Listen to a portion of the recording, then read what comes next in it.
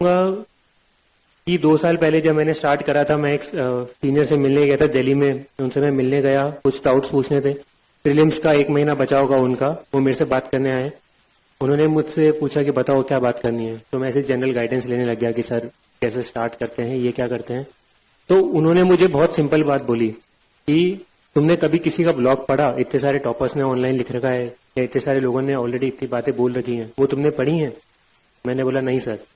तो उन्होंने बोला कि नहीं, पहले जाओ वो पढ़ कर आओ, उसके बाद में जो डाउट्स हैं वो तुम मुझसे आगे पूछोगे तो तुम डाउट्स भी अच्छे पूछोगे और मैं जवाब भी अच्छे दे पाऊंगा। तुम्हारा भी टाइम बचेगा, मेरा भी टाइम बचेगा। तो उस वक्त मेरे को वो बात थोड़ी अखरी कि यार इन्होंने तो मेरे को कुछ बिना बताए यहाँ से भेज दिया। तो मैं जिस इंटेंशन से गया था, जो मेरा मोटिव था कि यार कुछ तो पता चलेगा, वो उन्होंने बताया नहीं। तो उन टीचर की, उन सर की, सीनियर की बात मेरे को आज वो पता चलती है। और वो बात मैं बोलूंगा कि सबसे पहली वो टिप थी मेरी यूपीएससी को रिलेटेड। और वो टिप आज मुझे पता चलता है कितनी ज्यादा इंपॉर्टेंट टिप है कि आप सबको भी वो चीज करनी पड़ेगी, आप सबको भी वो काम करना पड़ेगा। मैं यहाँ पे आके 10 बातें बोल सकता हूँ, मैं यहाँ पे आके 50 बातें बोल सकता हूँ, बट एज लॉन्ग एज आप वो चीजें नहीं समझते हैं, आप खुद से उसके ऊपर विचार नहीं करते हैं, वो सब आपके कान पे पड़ेंगी, निकल जाएंगी। मैं भी यहाँ पर आया हूँ, तो अगर आप सब लोग यहाँ पर इस हॉल के अंदर हैं या जो भी वीडियोस पे देख रहे हैं, आप सब किसी पर्टिकुलर रीजन से यहाँ पर आए हैं, कोई कारण है आपका यहाँ पे होने का, तो कोशिश करिए कि वो चीज आप समझ पाए। आप यहाँ पे कोई मूवी देखने नहीं आए कि हॉल में जाके 1-2 घंटे बैठ के मूवी देख के आ गए। यहाँ पे या कहीं पे भी इन जनरल लाइफ में ज्ञान बहुत जगह मिलता रहता है, ज्ञान बहुत सारे लोग बोलते हैं। वो कौन सा ज्ञान आपके काम का है, उसको कैसे पिक करना है, उसको कैसे अपनी जिंदगी में अप्लाई करना है, वो आपकी रिस्पॉन्सिबिलिटी है। तो इसलिए आराम से सुनिए जो भी मैं बोल रहा हूँ, कोशिश करिए क्या आप पे अप्लाई होती है, क्या आप पे रिलेवेंट है। मैं ये नहीं बोलूंगा कि मैंने जो भी बात बोली सब सत्य है। मेरा एग्जाम एक बार में क्लियर हो गया तो मैंने जितनी गलतियां करी होंगी वो हाइड हो चुकी हैं, किसी को पता नहीं चला मैंने क्या गलतियां करी हैं। 4 अप्रैल तक मैं जो भी करता था, जो भी सोचता था, वो मेरी खुद की थिंकिंग थी, वो मेरा खुद का पढ़ने का तरीका था। फिर वो रिजल्ट आया तो अब सब कोई उसको जानने लगे, सब उसको सही मानने लगा कि यही सही तरीका है। सही तरीका कुछ नहीं होता है, सही तरीका आपका जो तरीका है जिससे आपको समझ में आता है वो सही तरीका है। इसलिए जो भी, ना केवल मैं, आप कहीं से भी, इवन कोई टीचर भी या कोई भी फीडबैक आपको मिल रहा है तो आपको एक बार समझना है कि वो आप पे कितना लागू होता है। उसके बाद में ही आपको उसे अपने स्ट्रैटेजी के अंदर डाल के आगे बढ़ना है। कोई आपको यहाँ पे कोई जड़ी बूटी नहीं देगा कि यार ये चीज कर लो तुम एग्जाम क्लियर कर लोगे। जितेंद्र सर ने कल बात बोली थी, इलाहाबाद में फेमस है, बाबा बनाते हैं। वो सब लोग फालतू की बोल के चले जाते हैं, बोलते कि ये कर लो वो कर लो, वो कुछ नहीं होता है। करना सब आपको है, ये एग्जाम पूरा आपका है। मैंने भी कोचिंग करी थी, उसके बारे में थोड़ा बताऊंगा, बट उसका भी एक लिमिटेड रोल था। उसके ऊपर मुझे भी साल भर बहुत मेहनत करनी पड़ी थी, उसके बाद में वो रिजल्ट आया था।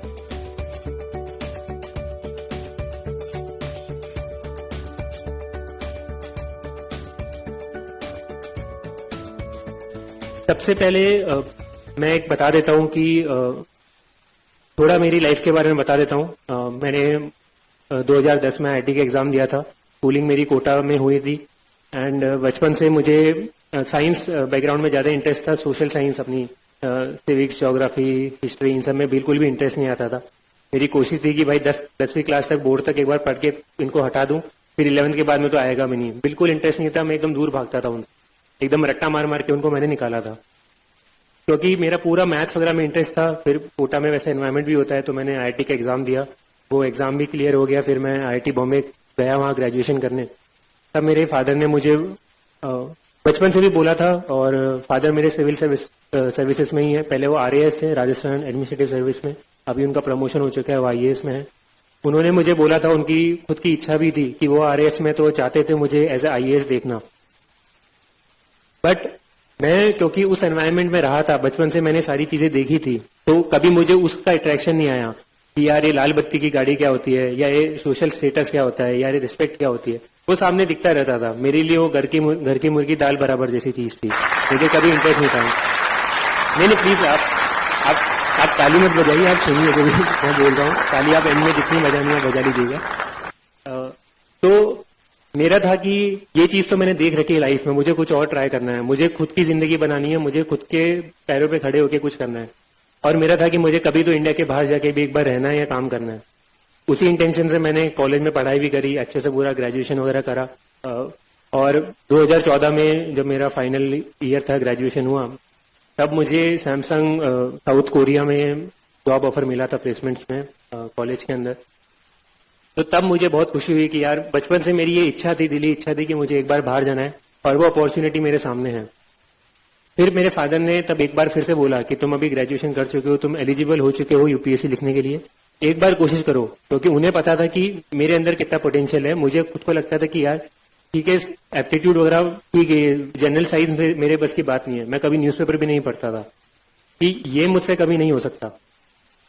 तो मैंने उनको मना करा कि नहीं है। उन्होंने फिर एकदम मेरे से बिना पूछे मेरा फॉर्म भर दिया। 24 अगस्त को एग्जाम था, 23 अगस्त की रात को उन्होंने बताया कि ये रो तुम्हारा एडमिट कार्ड, कल सुबह जाके एग्जाम लिख कर आना।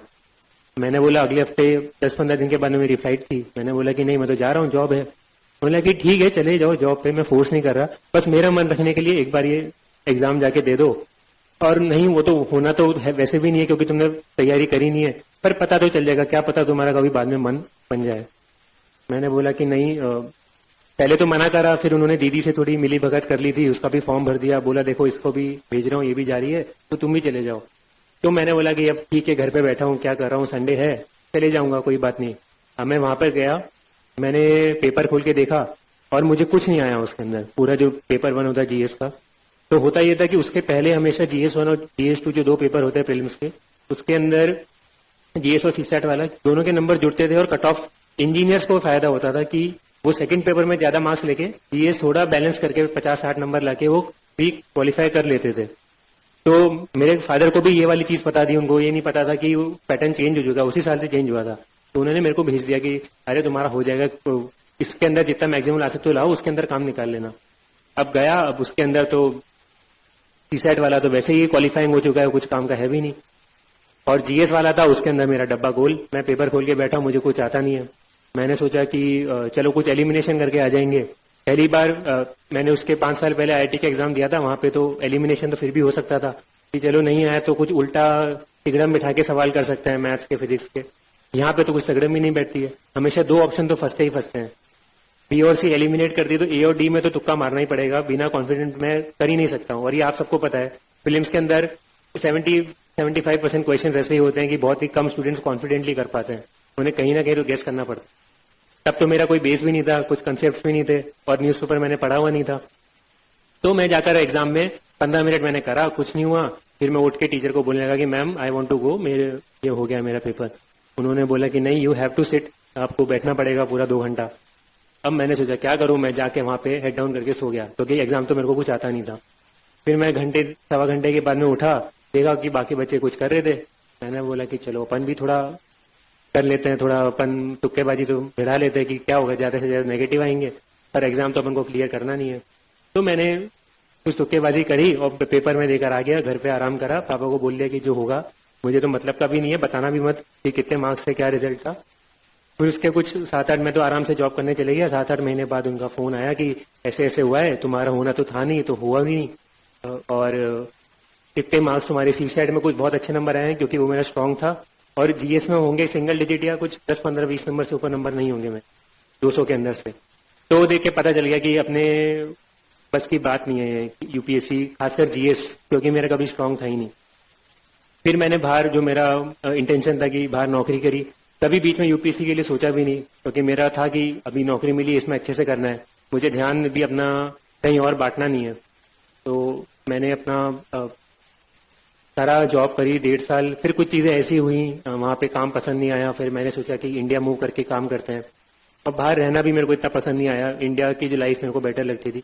तो फिर मैं शिफ्ट करके बैंगलोर आ गया। बैंगलोर के अंदर मैंने जॉब करी, और जॉब करते वक्त बैंगलोर में कुछ 7-8 महीने जब निकले होंगे, दिवाली का टाइम था 2016 का। मैं 2016 मार्च में इंडिया आ गया था।